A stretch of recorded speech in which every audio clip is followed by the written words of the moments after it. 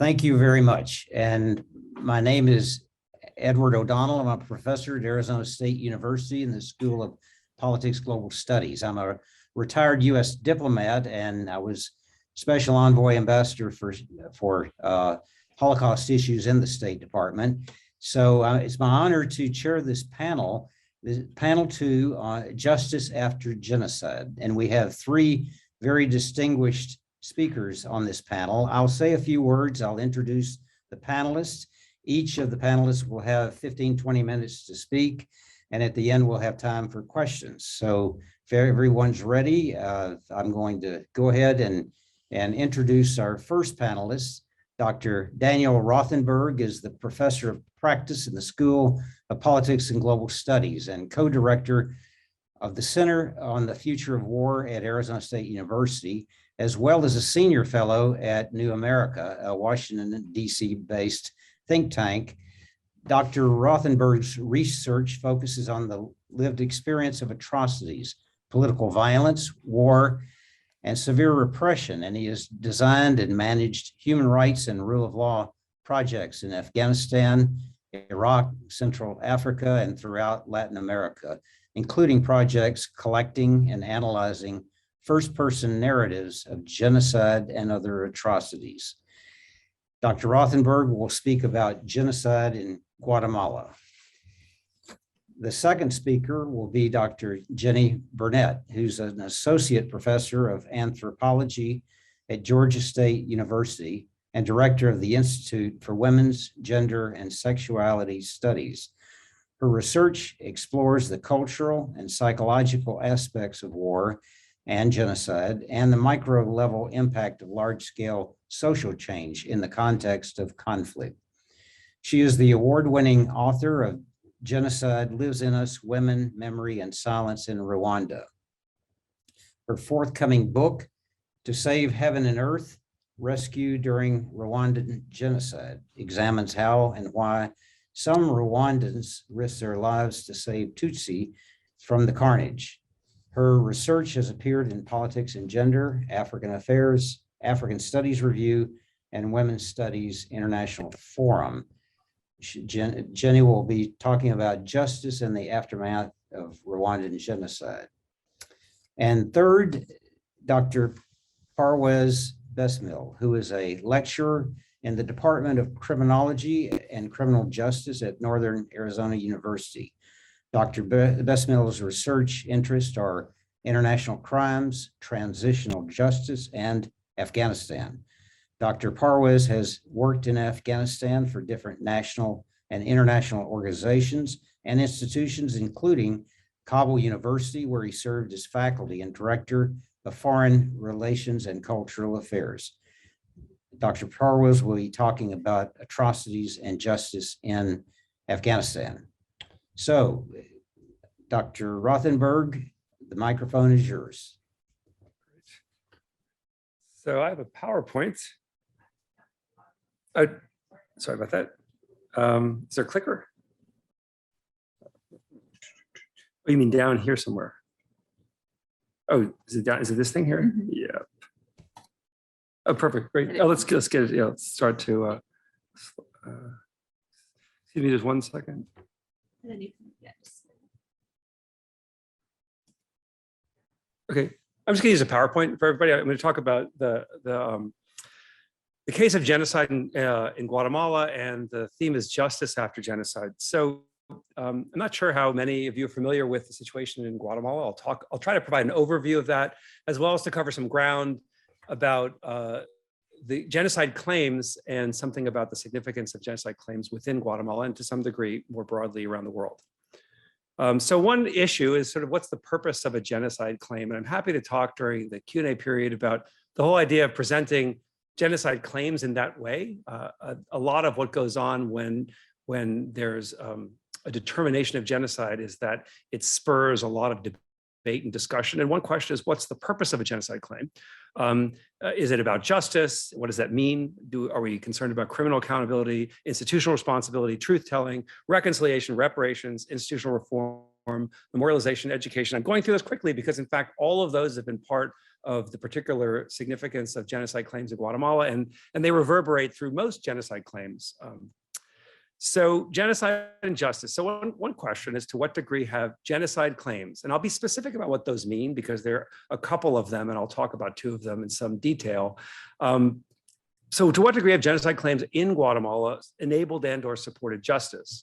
And then in what sense has the legal orientation of these claims played a key role in advancing justice? And my argument is partly that the legal quality of genocide is key to its value for a lot of purposes, not only in the technical sense of finding people guilty of crimes in courts, but also in ways that imbue the term with a significance that's sometimes lost, partly because there's technical qualities to the legal determination of genocide that often muddy the waters for a lot of people, advocates and others. So state terror in Guatemala. For a variety of reasons that I'm not sure I fully understand, the case of Guatemala is not that widely known apart from those who specialize in Latin America, focus on Guatemala, or are particularly interested in transitional justice and human rights issues. And even there, it's amazing how many folks are not so aware of the case of Guatemala, particularly given how substantive and severe the violations in the country were and are in continuing ways. So it's a 36-year-long war, kind of a Cold War era war from 1960 to 1996. The standard numbers are that 200,000 people were killed in this conflict, around 50,000 of whom were disappeared.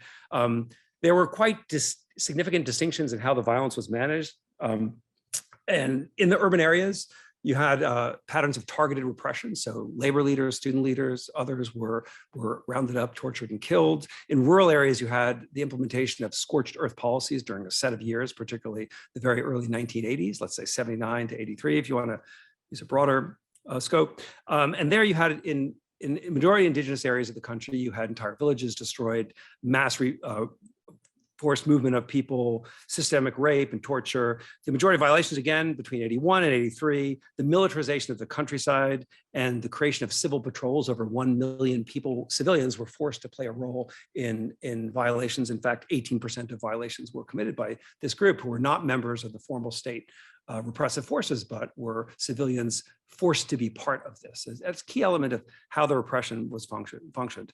So the Truth Commission, where a lot of the most reliable data on the overall repressive patterns in the country are found, showed that 93% of the violations that they were able to document were committed by the state. And in that case, the state includes civil patrollers and others acting in the name and under the authority of the state. Around 4% were committed by rebel forces, and then 3% were unidentified. I'll go through this quickly because there's a lot to cover. In terms of who the victims were of the violence, over 83% were indigenous, were Maya. So that's the standard term for the vast majority of indigenous peoples in the country. And around 17% were Ladino, and then a certain small percentage were other. What this shows is that those who suffered the majority of the violations were indigenous peoples. This is a map that shows the number of massacres. Massacres were one of the key strategy of the state during the scorched earth period of time, 81 to 83. And these are situations where large numbers of people were killed. There are many more massacres than those documented. The commission documented over 600.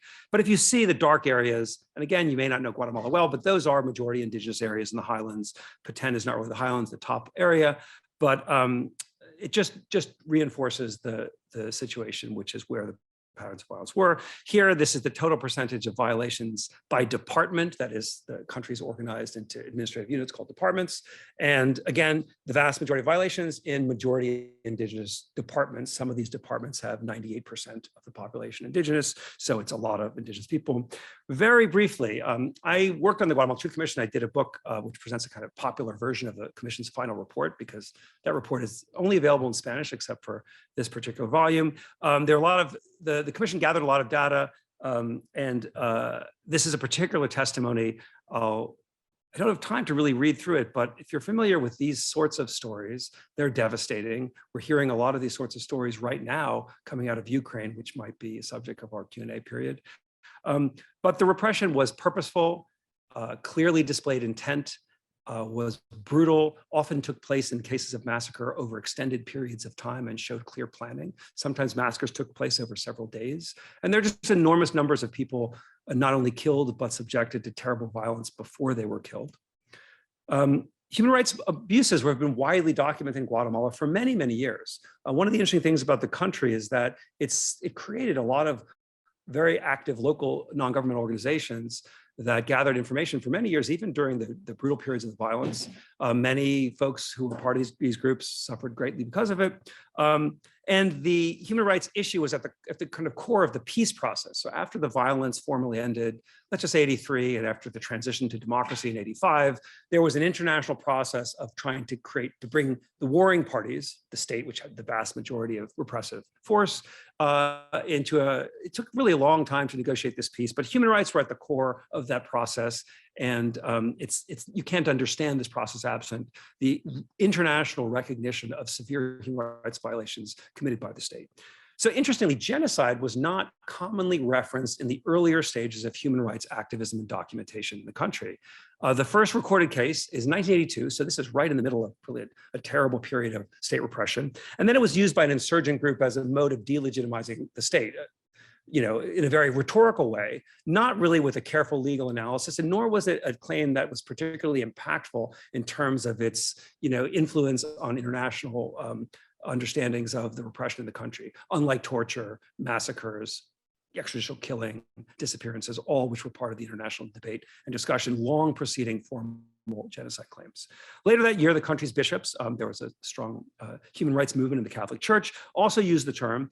And it was picked up by various activist groups and solidarity groups. It really came into the fore and became truly resonant within the country with the rise of indigenous political movements, sort of during the post-scorched earth period and in the early democracy period, if you want to call it that. And then it had some real traction, as you might imagine, because it's resonant to an entire story of indigenous peoples in the Americas. Genocide claims were made by a number of different formal bodies, but not really until 1999. The first major claim was by the Guatemalan Truth Commission in its official release of its report, a 12-volume report that goes into enormous detail in basically the severity and scope of state repression. Then it was picked up in a case in Spanish courts using universal jurisdiction. And that case came from a lot of indigenous local organizing out of a number of areas. And then the most significant legal case for sort of putting genocide on the map and reinvigorating the domestic debate on the subject was with the domestic prosecution of the former head of state, General Efrain Rios Montt, and his intelligence chief, Rodriguez Sanchez.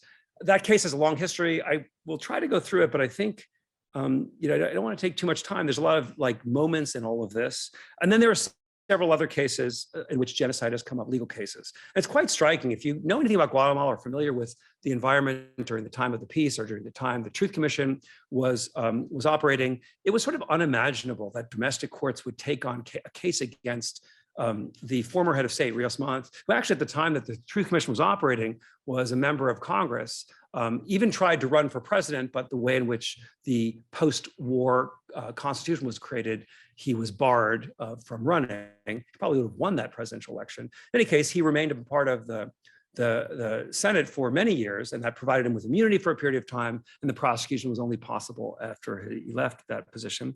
Guatemalan Truth Commission, really fast, created through the 1994 Peace Accords, operated from 97 to 98, multiple offices around the country, gathered over 7,300 individual testimonies and 500 collective testimonies. That's going to villages and talking to lots of people, 1,000 key witnesses. The conclusion, for the purpose of what we're talking about here, was that agents of the Guatemalan state committed acts of genocide.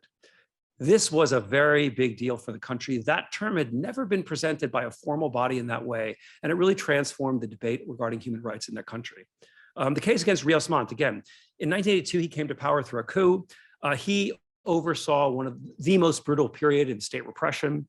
The case was initially filed in the public ministry through a system through which local actors can file legal cases. A lot of things happened. The trial started in 2013. Rios Montt was convicted of genocide. His co-defendant was acquitted of genocide. The case was then overturned on technicalities. It went back to the courts in 2018. Rios Montt passed away. Rodriguez Sanchez was acquitted again, but the Guatemalan courts found the state responsible for genocide. response to genocide claims. Again, I'm sorry for going so fast, but there's like a lot of ground to cover in an entire country and an entire story. So the response to the genocide claim by the Truth Commission is fascinating. There was a very big public event. This was a major moment in Guatemalan history, a major moment in the peace process. All of the big donor countries' representatives were there. And the President Alvaro Arzu, refused to formally accept the report right there on the stage. And later it came out that the reason was not the reference to human rights violations, which frankly were widely known and had been widely documented for many, many years by a lot of different players within the country and internationally, the UN and others. It was the genocide claim, because that was new, and that had a different resonance locally. The issue of genocide then wasn't so much a part of the public debate for years, except when brought forward by advocacy organizations. And it came to the fore with the Rios Montt case. I'll call it the Rios Montt case, even though there's two co-defendants. And there it turned into a major public debate with movements, sí hubo genocidio, so yes, there was genocide, and no hubo genocidio, there wasn't genocide. And this became a site of great division, but also a moment of a certain amount of accounting, engaging the severity of past violation. And the term genocide was key to what happened there. Had there not been a genocide element of that case, it might have played out very differently. And it spurred a whole series of different actions that maybe we have time to talk to. So really, justice after genocide in Guatemala, some thoughts. So for those familiar with the term, as many of course are who are part of this event, the dominant legal definition of genocide from Article 2 of the Convention presents a lot of interpretive challenges, so much so that there are quite a few prominent scholars and practitioners who have suggested the term is not so usable in many circumstances because of complexities in its formal application. And that better to use crimes against humanity, which is a crime that has a broader definition and in many cases a far easier application for concrete uses. Nevertheless, genocide is the only term that adequately directs national and international attention to actual patterns and logic of state terror in certain circumstances. And I would argue that Guatemala is one of those cases, that there is no other term that provides the adequate moral, political, and legal analysis to explain the patterns of violence that we see, particularly from 81 to 83 during the scorched earth period of state repression. However, and this is worth reflecting on, the cases where genocide has been brought into Guatemalan debate and Guatemalan society haven't proven to encourage and enable reconciliation, I don't think. Rather, they've actually been sites of a great deal of discord. Now, that discord may be a healthy form of discord, that's possible, but it is interesting that the term remains highly resonant and is a site of conflict in a way that actually referencing human rights violations from that period of time has been widely accepted, even if the interpretations of issues like accountability also remain quite contested. But Guatemala is a fascinating case for a lot of reasons. It's a terrible tragedy. It's a good case to reflect on in the sense that a lot is known about it, and it's a case that deserves greater, I think, global recognition. And I'm happy to answer questions when we get to the Q&A period. Hi, thank you for the invitation to speak today. I'll be speaking a bit about justice and genocide and the aftermath of the 1994 genocide in Rwanda. I've been studying the Rwandan genocide since 1996 and have spent extensive time in the country doing research on the topic and following the aftermath. So I have three key things I want to talk about. One is the challenges of seeking justice for genocide crimes in general, but using the Rwanda case to illustrate this.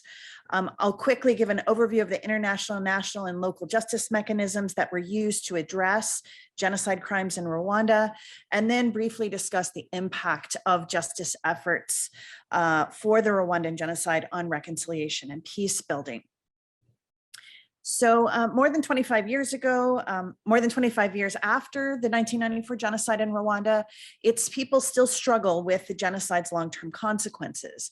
In the span of 100 days, somewhere between 500 and 800,000 Rwandans lost their lives in a state-sponsored genocide that targeted Tutsi, members of opposition political parties, and eventually anyone opposed to the state's policy of genocide.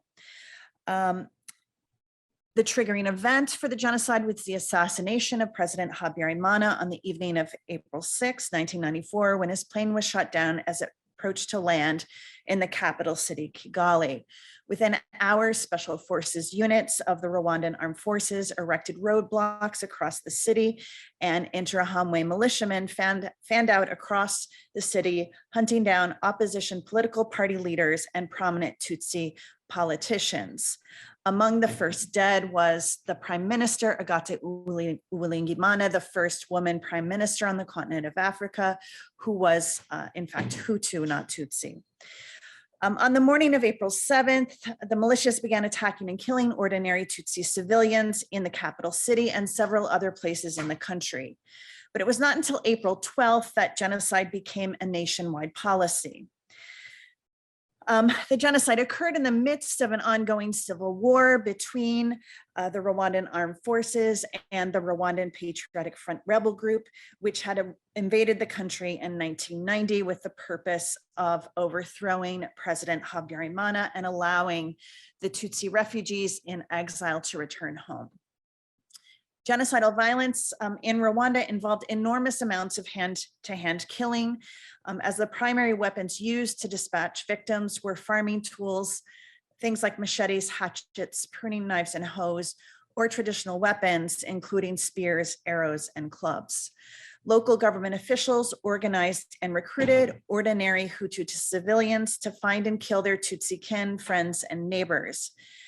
Additionally, perpetrators pillaged property, burned homes, and slaughtered and stole livestock. Sexual violence and torture featured centrally in the violence, particularly in the violence targeting women and girls.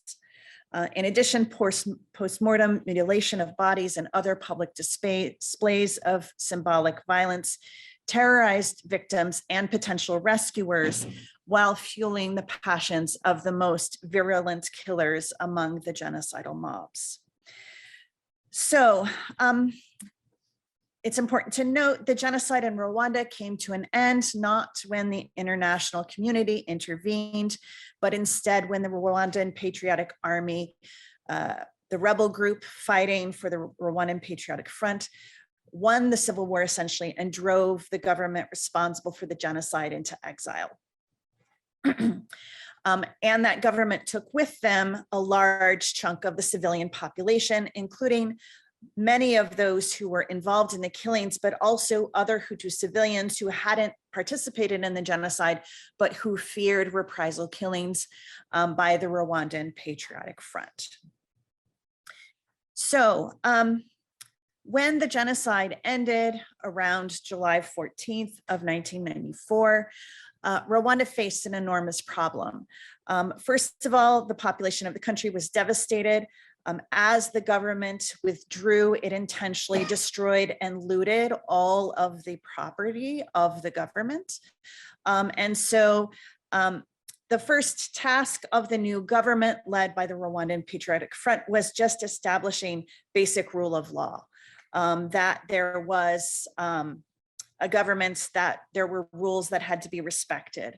And it was a slow process. This did not occur overnight. It actually took, depending on how you measure it, a period of at least 9 months to 6 years, depending on how you'd like to measure what a rule of law means. In addition, so all the courtrooms had been stripped of their furniture. There weren't even pencils or paper, much less computers, desks, or chairs. Many of the judges and lawyers of the country had either been killed or had fled into exile. There were no trained police investigators. So how do you even prosecute crimes of genocide in this context? In addition, there was no law to prosecute genocide in the Rwandan case inside the country. As most countries don't, Rwanda did not have a genocide statute in 1994 when these crimes occurred. And while many of the individual acts that make up the complex social phenomenon of genocide were illegal under Rwandan law, the criminal code did not account for the kind of complex criminal enterprise that is genocide, particularly those responsible for organizing and leading the killing. So the government wrote, with the assistance of many international lawyers who consulted a genocide statute, which was voted into law in 1995. Other things that the country faced was the extreme poverty. The genocide started in the midst of the major planting season. And so when the genocide came to an end in July, when it should have been harvest time in a country where 95% of the population lived from subsistence agriculture, there was literally no food to eat. There wasn't potable water, no food, clothing, shelter, etc. Beyond these very basic needs, genocide breaks society in a way that can never be repaired. The dead cannot be brought back to life. People cannot be unraped or untortured, and survivors cannot forget the violence they experienced. Furthermore, in a society where interdependence, kinship relations, reciprocity, and communal forms of life are foundational to daily life, such as rural Rwanda at the time, mass death destroys far more than lives. Let's see. In the interest of time, I'm going to skip ahead a bit and talk now more. And one other thing I'd like to add in terms of the challenges of addressing genocidal crimes. Beyond the very basic, how do you investigate and prosecute when you don't have police or lawyers, you also have the kinds of long-term impacts of genocide crimes. For instance, many of the women who were raped contracted HIV/AIDS. At the time, they had no access to antiretroviral treatments. And so many of them died within the first 8 years after the genocide from the disease they acquired during the violence they experienced. Another way that makes very concrete intergenerational impacts on people is women and girls who became pregnant from rape during the genocide. And then their children were rejected by their own surviving family members as well as their rapists' family members. And so these children have lived, and it's known that they're born of rape, and that creates intergenerational trauma in a very real way that goes on in a persistent daily sort of fashion for people. So in terms of international law, there was the United Nations Security Council voted to add a chamber onto the International Criminal Tribunal for Yugoslavia in order to prosecute crimes of genocide and crimes against humanity in Rwanda. And it became known as the International Criminal Tribunal for Rwanda, with its court based in Arusha, Tanzania. This tribunal sought to bring to justice the masterminds of the genocide who had fled Rwanda, the government leaders, etc. Inside the country, originally the government tried to address the genocide through standard European-style courts, but by the year 2003, there were over 250,000 people awaiting trial in Rwandan prisons, a prison system designed to hold 2,000 people. There was no way that those people could be prosecuted in the regular court system. And so Rwanda resurrected a traditional reconciliation mechanism known as gacaca, which was used to reconcile low-level conflicts between families and in communities.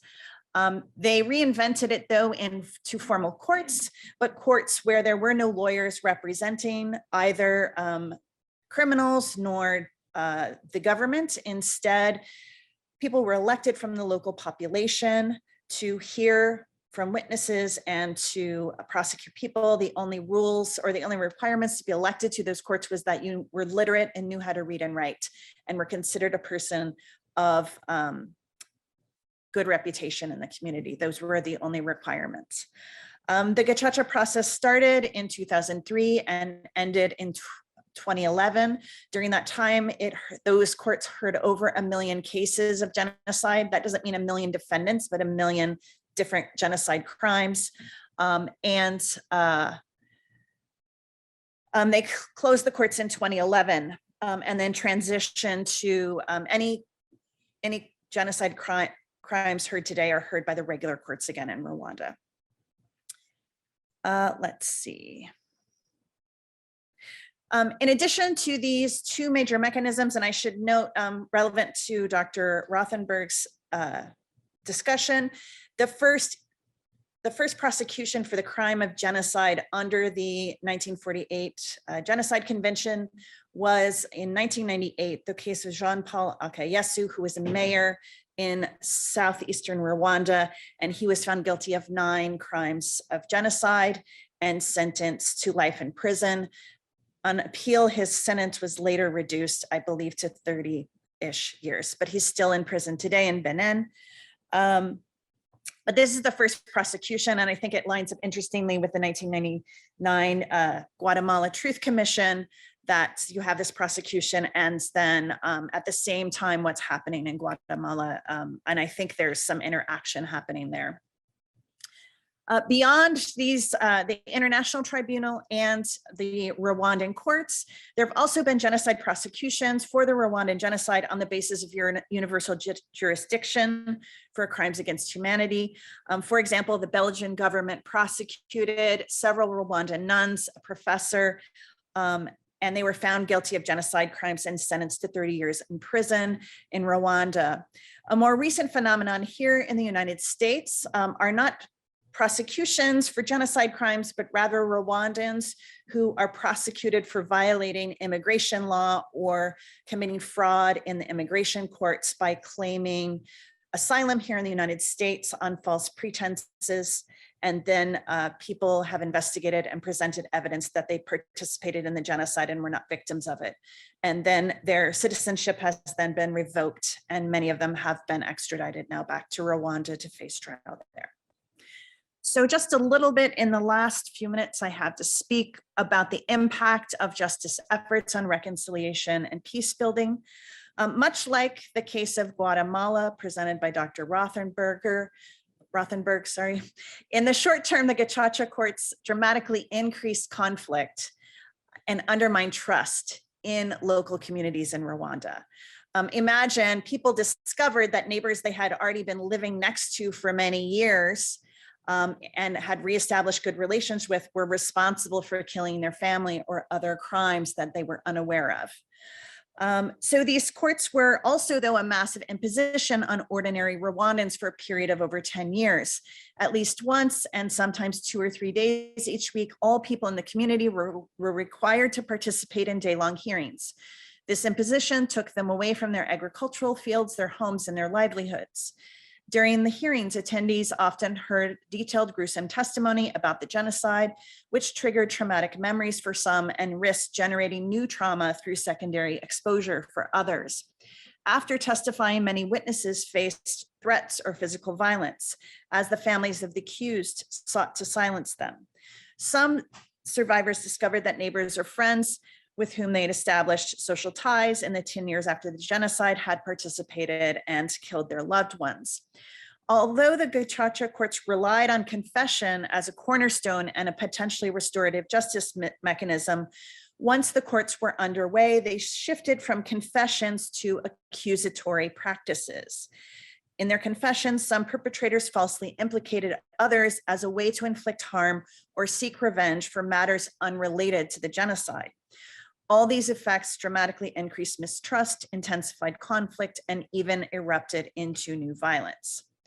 In the long term, the Gacaca courts increased stability by reinforcing state power and the Rwandan Patriotic Front political party's dominance. The Gacaca courts and the repetitive praxis over a 10-year period reinforced the ideas that conflict was bad, conciliation was good, and that harmonious behavior was more civilized than disputing behavior, the belief that consensus is of greater survival value than controversy. Because this view was backed by the threat of state punishment, including imprisonment, property forfeiture, fines, restitution to the victims in the form of money or labor, or compulsory community service, ordinary Rwandans conformed to the scripted reconciliation imposed through the courts. Over time, the Hutu population acceded to this imposition because they saw no other good options.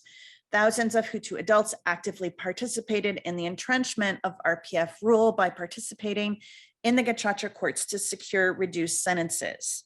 what political scientist Anu Chakravarti has called private gains in the form of personal vengeance or economic windfalls. Yet, I would say one positive impact that both the International Criminal Tribunal and the Gacaca courts have had on international understandings of justice for genocide crimes is the need to consider reparations and the potential of reparations to promote healing, justice, and reconciliation from genocide. In the early 1990s, international legal theory and practice had not yet discovered the fundamental importance of reparations to transitional justice.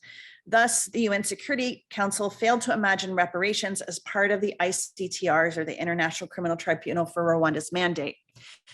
Over the course of its operation and through its engagement with witnesses, the International Tribunal came to understand the foundational importance of victims' rights, restitution, and reparations to recovery from mass violence.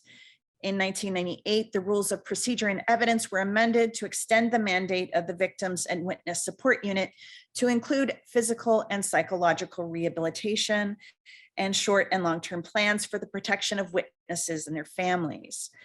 The UN International Residual Mechanism for Criminal Tribunals, which took over ongoing duties from the International Criminal Tribunal, which closed in 2015, continues to provide healthcare and social services to hundreds of witnesses in Rwanda. So while this impact is minimal, given the hundreds of thousands of Rwandan survivors, these efforts at least demonstrated an approach that incorporates restitution, reparations, and victim support for international justice mechanisms. And I'm about to go over time, so I'm going to skip a little bit ahead and just talk about the Rwandan government likewise included reparations and restitutions in part of the Genocide Code and in the implementation of the Gacaca courts. So these also had an impact, although the economic poverty of most perpetrators didn't allow them to pay the restitutions they've been ordered to by the courts. Nonetheless, the Gacaca courts and the International Criminal Tribunal for Rwanda demonstrate the need for multimodal reparations to victims of gross human rights violations, mass violence, and genocide. Restitution and diverse forms of reparations can help victims build meaningful lives, even if they cannot make them whole or help them to bounce back to their prior state.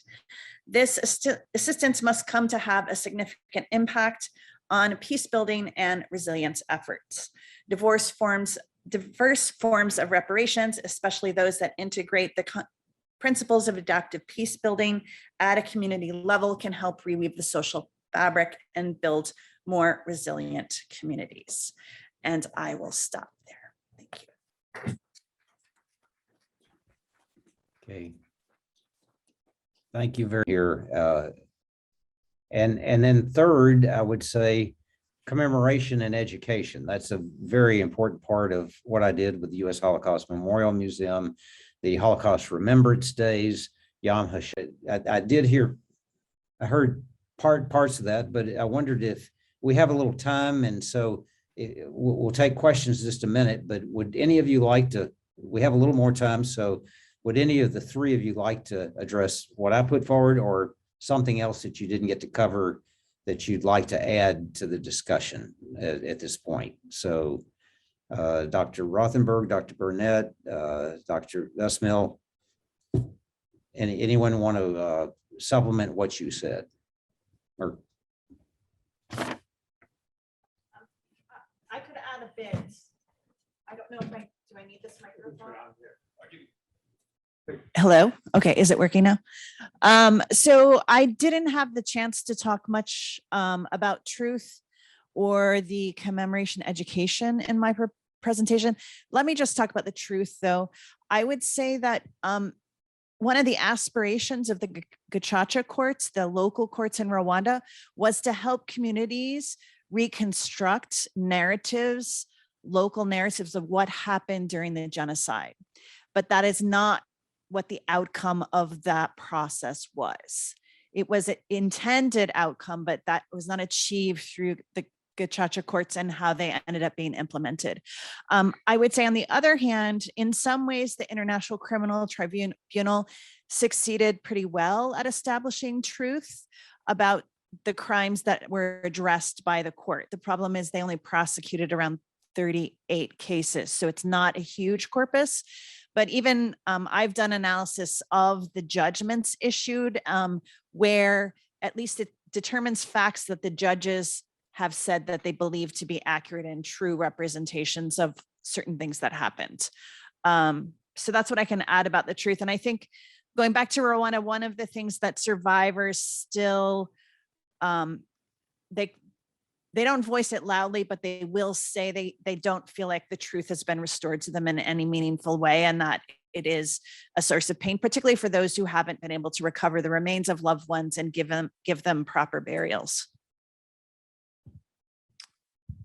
Yeah, those are, thanks for those points, Ed. I mean, there's so much to cover. It's not, I don't think, possible to cover all those issues, even in terms of specific programs that have been implemented, say in the case of Guatemala, because every one of those issues have been touched upon by a variety of actors, and yet none of them are coordinated by a single actor, including the state. But to get to the truth point, I think, there's, to say that the truth is established is to assume that there's such a thing.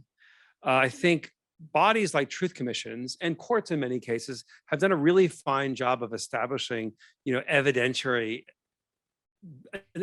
base for understandings of actions, say massacres that occurred, whether it's through forensic examinations or a variety of gathering testimonies. So I think, in many of these cases, Afghanistan is a little bit different for all kinds of reasons, for the 40 years, for the difficulty of accessing accurate information. But in the case of Guatemala, say, since that's what I'm talking about, there's a really decent sense of the general factual, of evidentiary understanding of the severity of human rights violations committed during the conflict, whether during the most intense periods or even during other periods. Okay, but that's a form of truth that I think, we can gain a certain degree of certitude about.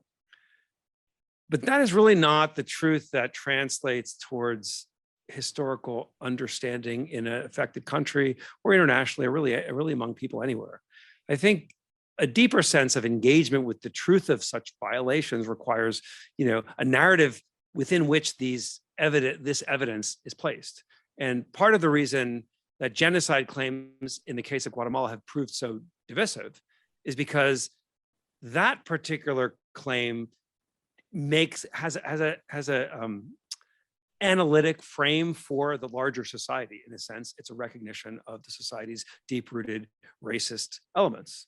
That is what the genocide claim ends up being about. It's not only about particular individual criminal liability, say in the case of cases, it's about an explanatory framework for why the violence played out in that particular way.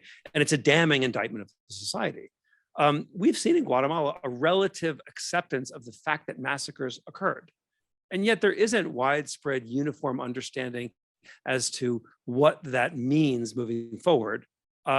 And that's understandable because history is a contested space. It's not surprising that in an environment where these issues remain substantive elements of political contestation, which is the case in Guatemala, absolutely, and the case in many other places. Rwanda has its own story because of how its government operates. But I just say that we don't want to be simple about what it means to establish the truth of patterns of systematic violence. These truths, when they're meaningful politically, are always contested, and they're enormously difficult to create uniform narratives that are widely accepted, and they tend to be widely accepted only in circumstances where their contestation is no longer that salient.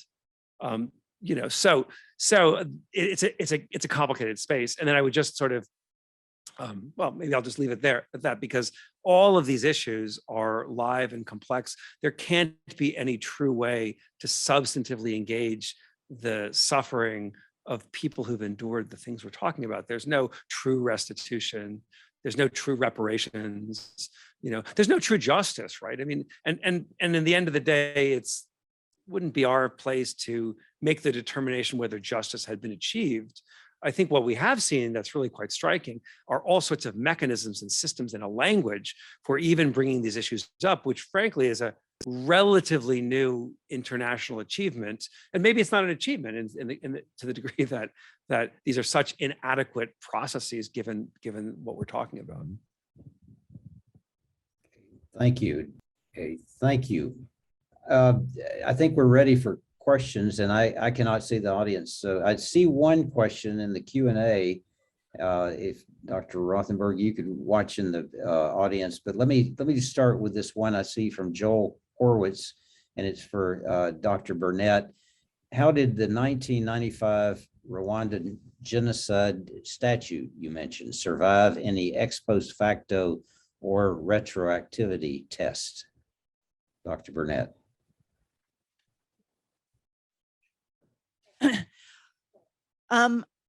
I would need clarification because I don't know what the questioner means by ex post facto.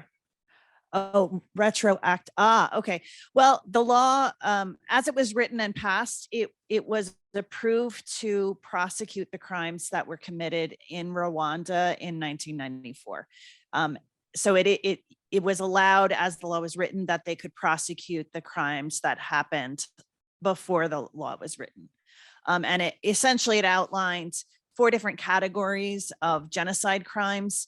The lowest category were property crimes, and the most severe category was organizing and leading massacres and killings. In the first draft of the statute, actually, sexual violence was put into the category of property crimes. Women in Rwanda protested that, and it was moved actually to the most severe category. There were a lot of challenges though to prosecuting sexual violence in Rwanda due to the inability to protect witnesses and allow them to testify anonymously. There were provisions made to have that happen, but it just wasn't very practical. So I hope I've responded to the question that was asked. Thank you. Hello, I was wondering if you could speak to how the process in Rwanda was different or similar to the South African truth and reparations, and whether one presented more healing than the other for the victims. There have been people who've done systematic comparisons between the two. What I would say is the Gacaca trials were about seeking justice and punishing. The Truth and Reconciliation Commissions in South Africa were about providing amnesty and to establish the truth. And so people who came and testified were absolved of their crimes, essentially. So they had 2 very different purposes. The Rwandan government was able to pursue that option because the Rwandan Patriotic Front won the war and established a new government. And war crimes committed by the RPF rebels were not, or once they became the army, were not prosecuted in the Gacaca courts. They were formally prosecuted in the military courts. There were some trials, but many people who were victims of RPF perpetrated crimes never felt like they got any attention to those crimes. And so that's why that was possible. In South Africa, the Truth and Reconciliation Commission had to be invented in order to implement the peace accords that were signed. I mean, it had to be created on the spot because they said that there would be one. And so they had to make up a process. And, South Africans have lots of different opinions of whether that was the right way to move forward. For Dr. Rothenberg, could you speak more to the claims of like the interpretive challenges that scholars were bringing, you said, in kind of opposition to the use of the term genocide, and whether that is super particular to the Guatemalan case or a broader kind of issue? Sure. It's an excellent question. I mean, it's not at all related to the Guatemalan case. I mean, it's so generally for those who follow particularly, so there's sort of, to give a broad-based review, there's this term genocide that is widely recognized by people, even without any kind of like formal training in the fields that deal with this, whether social science or law or history. So, it's a term far more recognizable than, say, crimes against humanity or extrajudicial execution, or any of these other terms that are deployed to make sense of atrocities, right? Or even the term atrocity in its technical sense is not so widely used.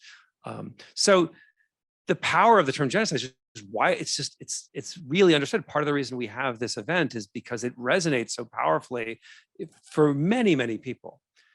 Nevertheless, there's the dominant legal understanding is drawn from Article 2 of the Genocide Convention, which is widely viewed to be narrow, as people say, and also kind of complex and cumbersome in its implementation. Some of those reasons have to do with kind of technical issues having to do with how you establish intent, how you determine the 4 protected groups, and a number of other issues that are that are interesting, but they often take people far afield from the common understanding. So this all sounds very abstract, but why is it not abstract? Because many of the cases that are widely viewed to be genocide, say Khmer Rouge repression in Cambodia, are not viewed by many legal scholars and others as cases of genocide under the legal definition.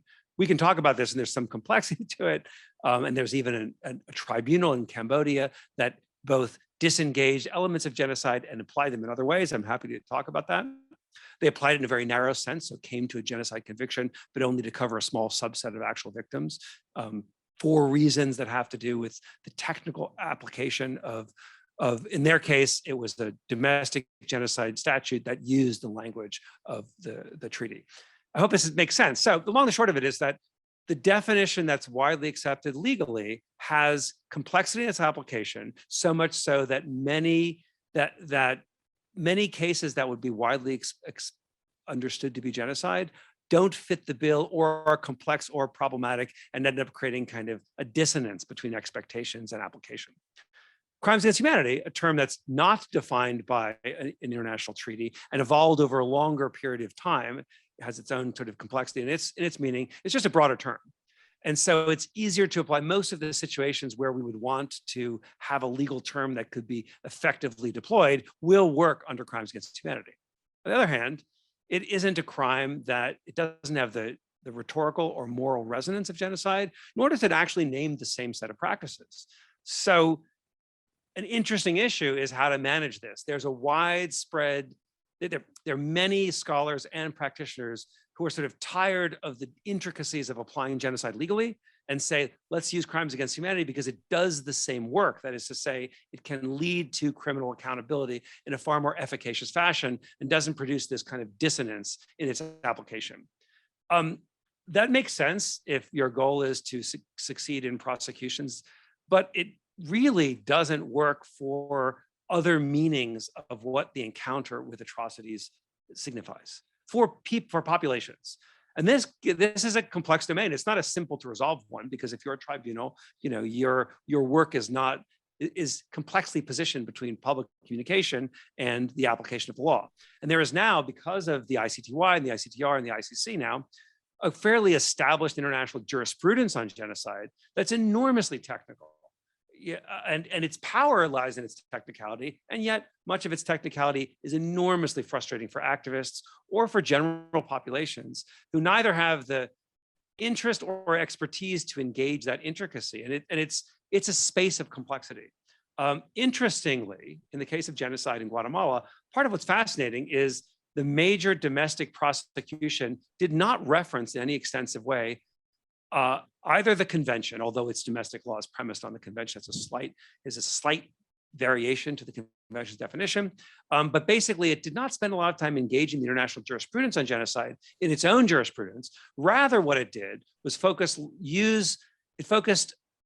on victims' testimony. There's enormous amount of victim testimony, coupled with the massive amount of research that was done by the Truth Commission to provide a kind of groundwork for a larger interpretation. And their interpretation had to do with patterns of violence, which they found met the standards of genocide, and also include a lot of experts dealing with seeking to sort of contextualize the actions of the military within a larger social environment, including anthropologists and sociologists and others.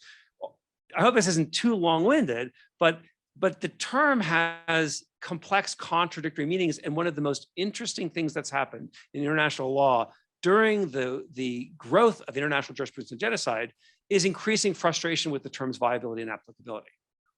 At the same time, interestingly, in public space, you can hardly open a newspaper or watch television where there isn't a new claim about genocide, including today's dominant news stories have genocide written all over it. Now, we can get into how applicable, how appropriate that term is, but it's inarguable. It is clearly true that the term has meaning and reference and value, that it isn't productive to deny that value.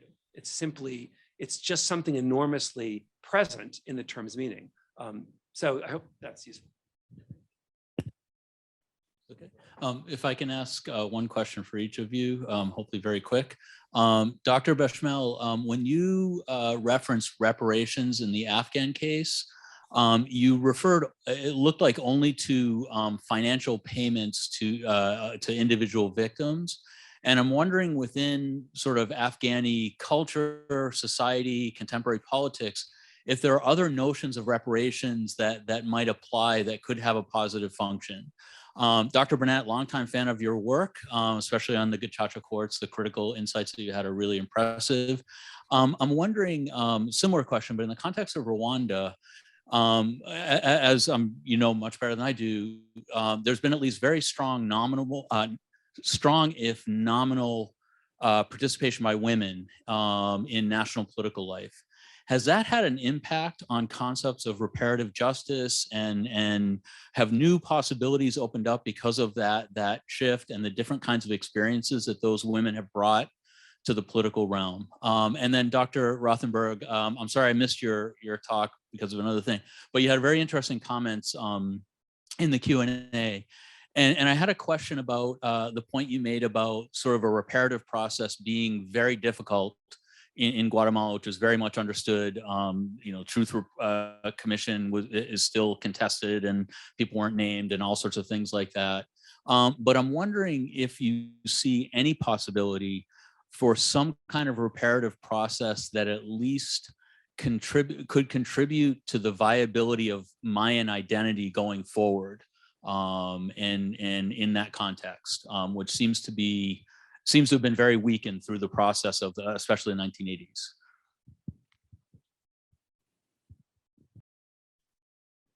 Thank you for your question. At first it threw me off and I had to think hard about it, because I wanted to say no initially, but I have to change to more women in politics hasn't had a direct impact on reparative justice. But that's because of the way the Rwandan government operates and the function, and the fact that those women in the government are there to serve not necessarily general society's needs, but they support the party and what it wants. However, in the period between 94 and 2000, debatable 2001, 2003, there was a lively civil society movement of women in Rwanda that was at all levels. And that's where you did see reparative justice efforts that emerged from the grassroots. And in fact, one of the women's groups I studied and wrote about in my first book was a network of Catholic women in a rural village. The priest helped organize them, but essentially they engaged in peace building work. But it was not at all affiliated with the government and often was opposed by local government officials at times. So I think more women does make a difference, but when they were then, as the RPF grew in its power and found new ways to become essentially a single state party, is how they operate now. They sort of captured women and what they were bringing into that aspect of society. Yeah, those are great questions. It's hard to answer what you're getting at because there's so much richness to what, say, Maya identity means. I mean, who could speak for what that means exactly? There's different Maya groups and there's competing entities within Maya movements. The one thing that is really sort of interesting in the domestic political sphere of Guatemala is that it's in the post-war era. That is to say, after the most severe period of conflict ended, maybe not, it's hard to know when the war ends, when the violence ends, all of this is complex, but the rise of the formal Maya political movements comes after this, for all sorts of reasons. And, you know, it's sort of birthed by, in some cases, the severity of political failure of both the revolutionary movements, right, as well as the state. And Guatemala was a very complicated place. At the same time, you had enormous political support by certain indigenous actors of Rios Montt when he wanted to be president and when he was in Congress.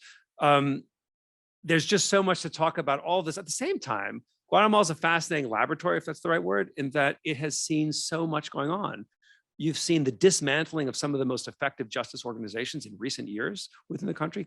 An international body created to investigate clandestine groups, CICIG it's called, that was dismantled. And at the same time, you've seen domestic prosecutions. You know, back when the Truth Commission was created, it was really hard to conceptualize that Rios Montt would be tried and convicted, even if that conviction was later revoked for a variety of technical reasons, for genocide, for crimes against humanity in a domestic court. It was sort of extraordinary to see. It's an extraordinary piece of history. The same is true for many. There are all kinds of advances. There's a whole series of legal cases still advancing, even given a time when judges have to flee the country because of repression, when human rights activists are killed. And maybe one final point that really should resonate with many of these cases is Guatemala is a very, very poor country.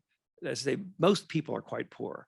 And like many poor countries, its demographic profile involves people who are quite young. So the majority of the population is 15 and younger, which means that most Guatemalans were not alive for the period of severe repression. And that period is not so resonant in terms of their current struggles for very reasonable reasons. It's true there could have been a national narrative that brought in a reckoning with that violence into something unifying and maybe of significance to current Guatemalan youth.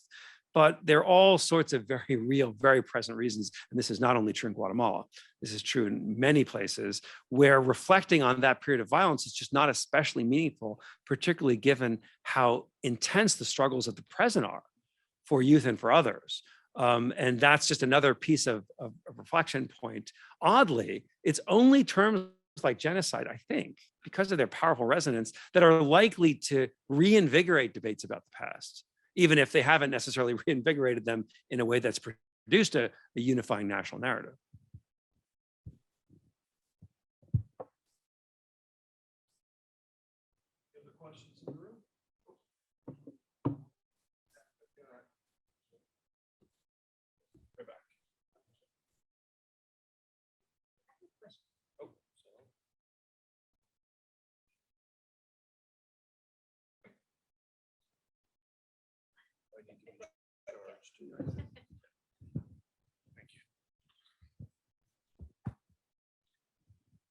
I have a question about Afghanistan, and I'm curious if you could weigh in, and maybe even the ambassador could weigh in, or you. Can you see any way that our military could have some kind of a process that would work both for Afghanistan and us? Is there any kind of process that you see that could fill those needs? I can add one thing to that, which is partly in response to some really excellent reporting by some ASU colleagues, Azma Khan and Anand Gopal and others. The US government, the Department of Defense, has allocated $3 million to pay condolence payments to victims of US military operations in a variety of theaters, Afghanistan included. Almost none of that money has been paid out. And they're condolence payments, they're not reparations. So they're relatively small payments, and they're absolutely not an acknowledgement of criminal responsibility. But it is interesting that there's money that's been allocated by a DoD response to really significant press reports about many civilian casualties. And the money has not been spent, and it's sitting there waiting for victims to make claims. And if I may add in, I think you mentioned me as well, and I did serve in Afghanistan from 2011 to 2014 in the U.S. Embassy, and I still have Afghan friends in Afghanistan I'm in touch with, and I would say that what Daniel Rothenberg said is correct, but I do remember that condolence payments were made during the last 20 years by the U.S. military when there was to families of when there was I think that's been ongoing with the U.S. military, but more generally, the U.S. policy now is to try to help those who helped us and those and resettle them, the special immigrant visas, and certainly communities around the United States have been very generous to receive Afghan families and those who are at risk now under the Taliban government. Ambassador Beth Jones was named by Secretary Lincoln early on to help organize that effort. She is a friend of mine from the diplomatic corps. She knows, served in Afghanistan and in a senior position, and she's been organizing that, working with communities around the United States. And in fact, we in ASU, we have Afghan students, women who were at the Asian University for Women, and they're now and been very well received and welcomed by a number of people in the ASU community and also in Tempe and Phoenix. And then the other part of it is assistance, which is emergency assistance, because of the hunger now, as we all know, this starvation that's taking place. And so USAID still has funding and money for that that's being distributed through the World Health Organization and other NGOs, but that's not easy working with the Taliban government. But it is, and I think President Biden allocated 4 million doses COVID vaccines to be distributed for Afghanistan, and again through World Health Organization, other intermediaries who can operate under the Taliban now control in Afghanistan to distribute it to the people who need it, both the food and but that's not easy, and that's an ongoing project with a lot of problems. The final thing I'd mention is the U.S. military. This is longstanding because of the U.S. Congress, U.S. administrations, bipartisan, that there is a universal code of military justice that's very sophisticated, and the U.S. Congress, certainly the administrations, believe that provides a very sophisticated rule of law for those incidents where U.S. military members are accused or of criminal activity in war or war crimes. So, and we, as you know, are not members of the International Code Criminal Court, although we funded the International Criminal Courts of Rwanda and former Yugoslavia and so on. We've been, but it was designed in terms of what the U.S. approach, State Department lawyers and the ambassador for global justice at the State Department would say that it's designed for those countries that are not able to bring justice in their own countries, that the courts better that it would take place in the country where that alleged crime occurred, but that's what the International Court of Justice. But so we have funded that in many cases, provided information and so on. So I don't know if Daniel or Dr. Burnet or Dr. Besmell want to jump in here in this area, but I would just say one thing about the payments. So U.S. has paid various kinds of payments throughout the post 9/11 conflicts to individuals, either managed through commander specific funds that commanders can manage, and through a variety of ways. What's interesting about these funds is they came out in response to reporting on civilian casualties in this more later stage of conflict, which is largely air wars. So since 2014 in Afghanistan, the majority of U.S. actions outside of special operations have been air wars, and the same is true in the anti-ISIS campaign. And so in those cases, those civilian victims didn't have direct access to U.S. personnel, which was the standard system before, as you could go to bases.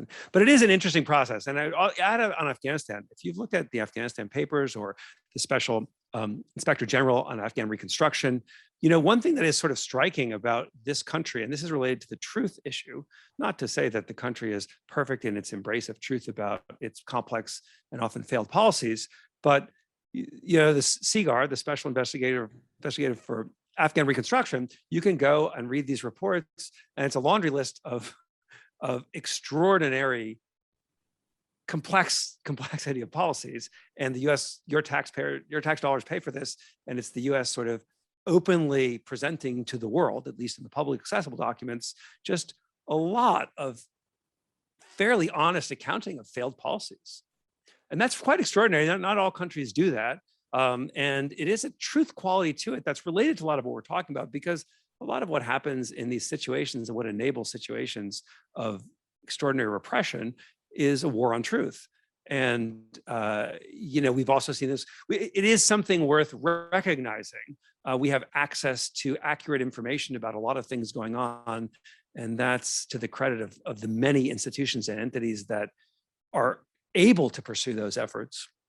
And it's significant for our ability to know what's happening in the world. And I'm sure that just simply isn't the case in a lot of places. And it should be at least a ray of hope, because one can't even access these issues absent the ability to know what's going on. That's the case in Afghanistan. If you go back in time, it's enormously difficult to know what happened during, the Soviet invasion of Afghanistan and the massacres that occurred during that period of time. It's just hard to gain information about what occurred. The same is true during the Mujahideen wars. And frankly, the same is true in current Afghanistan. It's just that the access is significantly greater than it is going back in time. So I think we're over time, and unless there's some urgent question that I can't see, can I ask? I think we all need to thank our three panelists, and thank you for a very interesting discussion, a lot of really good questions, and thanks for joining us today.